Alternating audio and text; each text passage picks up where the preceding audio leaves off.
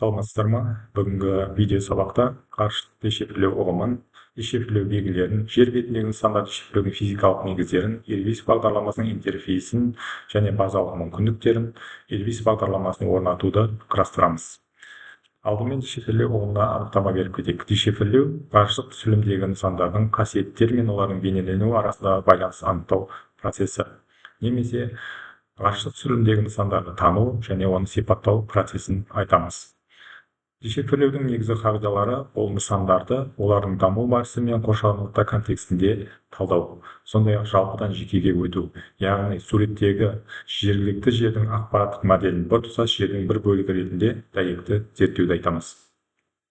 Дешифрлеу сапасын анықтайтын негізгі фактор дешифрлеушінің біліктілік деңгейі. Бұл кәсіби эрудиция және интуиция. Кәсіби эрудиция бұл дешифрлеуші маманның теориялық білімінің және тәжірибесінің болуы. Интуиция бұл дешифрлеуші маманның нысанды жылдам анықтай алуы және дұрыс болжам жасай алу қабілетін айтамыз. Нысандар дешифрлеу кезеңдеріне тоқталатын болсақ, жалпы бұл процесс бірнеше кезеңнен жүреді. Бірінші кезең бұл белгісіз нысандар, яғни ғарыштық түсірілімдерді біз жүктеп оған қарайтын болсақ, ондағы түсірілімдегі түсініксіз айырмашылықтарды байқаймыз. Екінші топографиялық дешифрлеу, яғни ғарыштық түсірілімдерді алдымен дешифрлеген кезде ірі нысандарды алдымен анықтап аламыз. Үшінші, белгісіз нысандарды дешифрлеу, бұл яғни біз ғарыш түсірілімдерді дешифрлегеннен кейін оны әрі қарай анықтау үшін, кейбір айырмашылықтарды байқау үшін біз қосымша дерек көздер мен далалық зерттеулер қажет етеді. Яғни осы қосымша деректер мен далалық зерттеулерді мен сәйкестендіре отырып, төртінші анықталған нысандар деп аталады, яғни түсірілімдегі айырмашылықтарды анықтаймыз. Яғни сол кезеңдерде біздің зерттеуіміз нақты әрі анық болып шығады. Одан кейін дешифрлеудің белгілеріне тоқталатын болсақ, жалпы бұл тікелей белгілер, күрделі тікелей белгілер, жанама белгілер болып бөлінеді. Тікелей белгілер бұл пішіні, өлшемі, түсі, көлеңкесі деген сияқты. Ал күрделі тікелей белгілер бұл текстура, құрылым болып бөлінеді. Бұл текстура деп отырғанымыз реңктердің орналасу сипаты, яғни торлы болуы, жолақты, дақты, біртекті. Ал құрылым нысан элементтерінің өзара орналасуы, ішкі ұйымдасуы. Жанама белгілер бұл өсімдік жамылғысы, жер бедері, су желілері. Енді бұл масштаб, ажыратылымдық және спектрлік қасиеттері бойынша бөлінеді. Бірінші масштаб пен кеңістік ажыратылымдарға тоқталатын болсам, яғни әр спутниктік түсірілімнің өзіндік кеңістік ажыратылымдығы болады. Мысалы, лансаттікі 30 метр болса, Sentinel-2-нікі 10 метрді құрайды. Яғни лансатқа қарағанда Sentinel-дің түсірілімі 10 метр, кеңістік ажыратылымдығы 10 метрді құрайды. Яғни бұл жер бетіндегі ұсақ нысандарды да анықтауға мүмкіндік береді. Енді оған сәйкес келетін масштабтар, лансат спутнигінің түсірілімдері 1/200 мың болса, Sentinel-2-ның түсірілімдері 1/50 мың, 1/100 мың масштабқа сәйкес келеді. Спектралдық шағылысу қасиеттеріне байланысты тоқталатын болсақ, өсімдік жамылғысы бойынша хлорофилл қызыл сәулені жұтады және жақын инфрақызыл диапазонда күшті шағылысады. NDVI есептеудің негізгі көзі болып есептеледі. Одан кейін топыраққа байланысты шағылысу қасиетіне әсер ететін негізгі факторлар бұл топырақтың ылғалдылығы, гумус мөлшері, минералдық құрамы, гранулометриялық құрамы, беткі қабатының тегістігіне байланысты. Визуалды дешифрлеуде қолданылатын негізгі спектралдық арна комбинацияларына тоқталайық. Бұл лансат 8 деректер негізінде жасалған. Бұл арна, әр арна белгілі бір толқын ұзындығын қамтиды және нысан туралы нақты ақпарат береді. Арналардың комбинациясы деп отырғанымыз бізге ол көзге көрінбейтін белгілерді анық көруге мүмкіндік береді. Арна комбинациялары бұл 3 арнаның біріктіру арқылы арна комбинациясы құрылады. Енді әр арнаның айттық өзіндік ерекшеліктері бар. Әр арна, мысалы бірінші арна аэрозол деп аталады. Бұл аэрозол түтін, тұманды анықтайды. Мұхиттың биосфералық жағдайын бақылауға көмектеседі.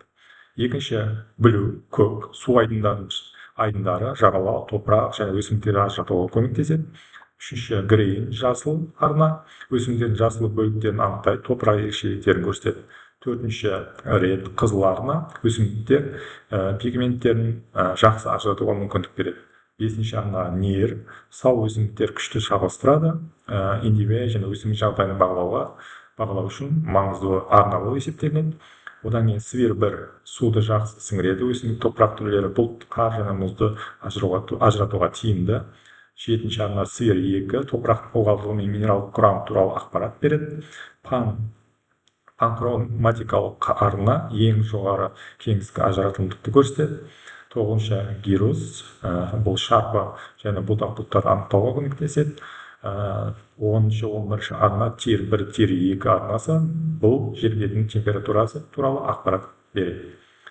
Енді жаңа айттық біз арналар комбинациясы туралы. Ең көп қолданылатын арналар комбинациясы төменде көрсетілген. Бірінші бұл табиғи түстер.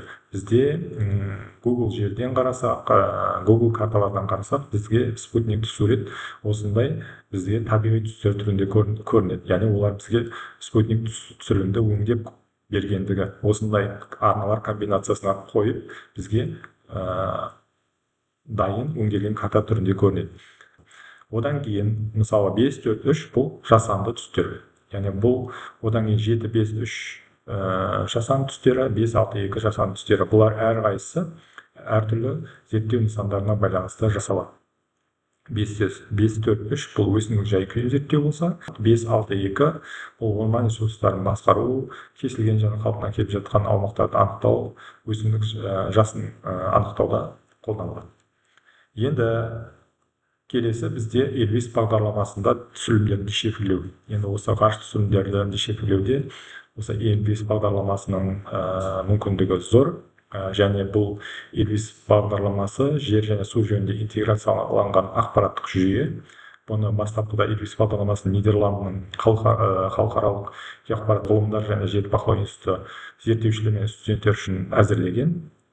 Бұл Elvis бағдарламасы тегін жүктеледі және кез келген компьютерде яғни жұмыс жасай алады.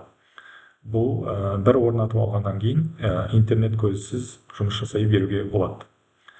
Дешифрлеу Elvis бағдарламасында дешифрлеу алгоритмі алдарыңызда көрсетіп қойған бірнеше сатыдан тұрады. Бірінші спутник түсірілімдерді жүктеу, ол Landsat-тан, Sentinel-ден тағы басқа. Яғни осы түсірілімдердің шифр файлдарын жүктеу арқылы Elvis бағдарламасына көшіреміз. Elvis бағдарламасына ғарыш түсірілімдерді жүктейміз.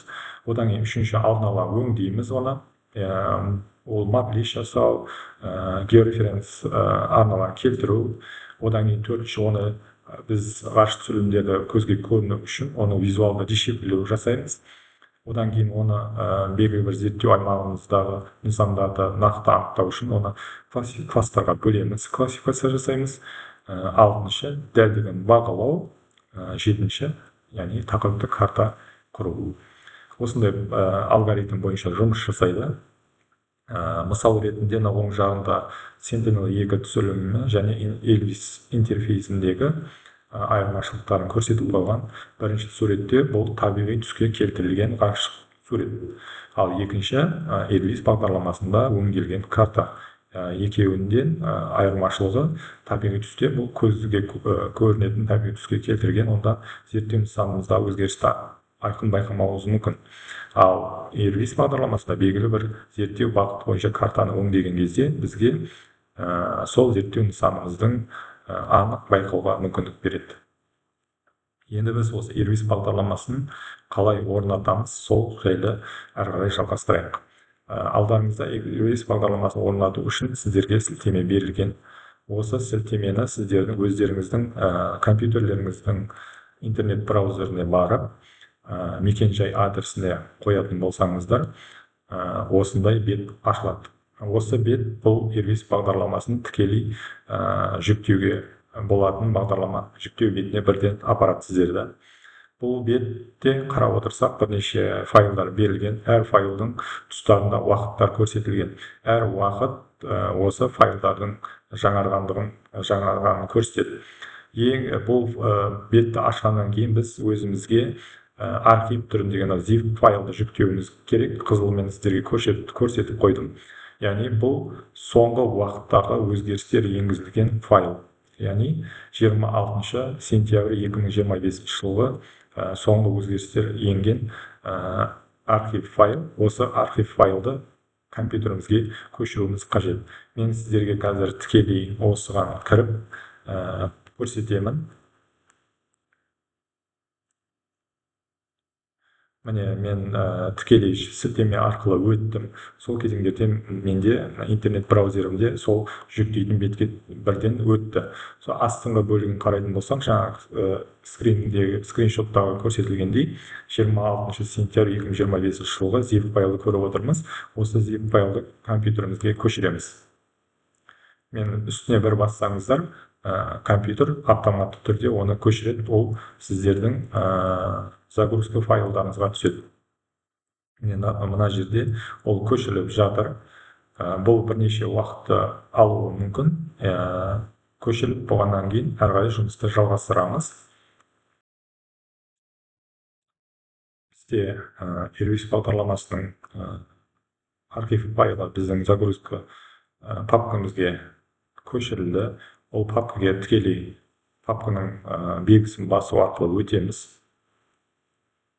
Бізде загрузка бөлігі папкамызге түсті. Енді бұл архив файлды біз архивтен шығаруымыз керек. Ол үшін үстіне барып мышының оң жағын басамыз. Извлечить все дегенді басамыз. Одан кейін біз архивті ішіндегі құжатты шығару үшін қай жерге шығаратындығымызды көрсетеміз. Ол үшін осы загрузка файлын белгілейміз. Выбрать папки, извлечить деп басамыз.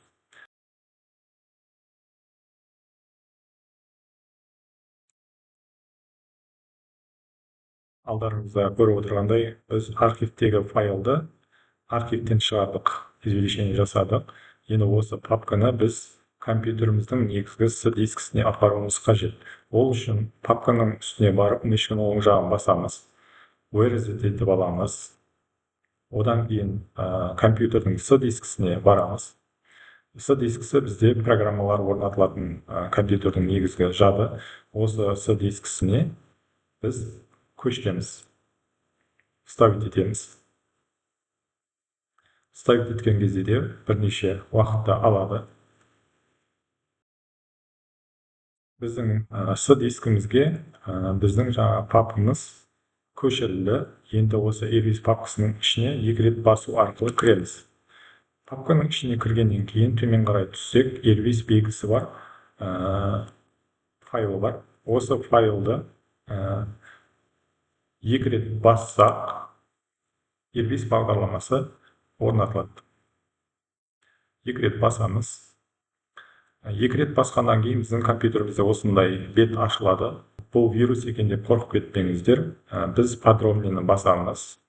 Подробный басқаннан кейін выполнять в любом случае деп басамыз. Осы басқаннан кейін Airbus бағдарламасы біздің компьютерімізге орнатылып жатыр.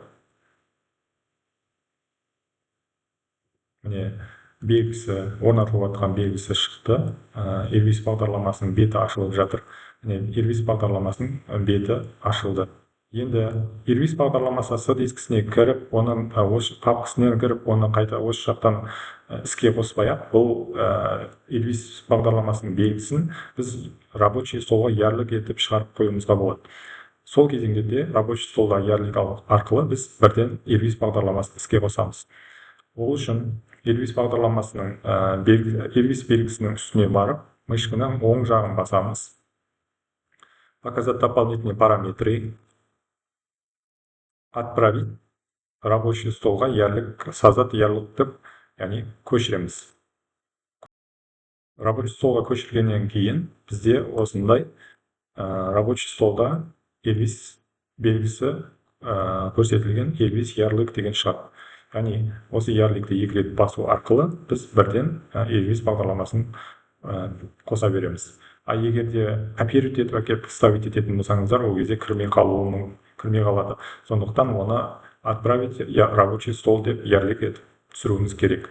содан кейін барып осы солдағы ярлыкты 2 рет басатын болсақ, сервис бағдарламасы бірден қосылады.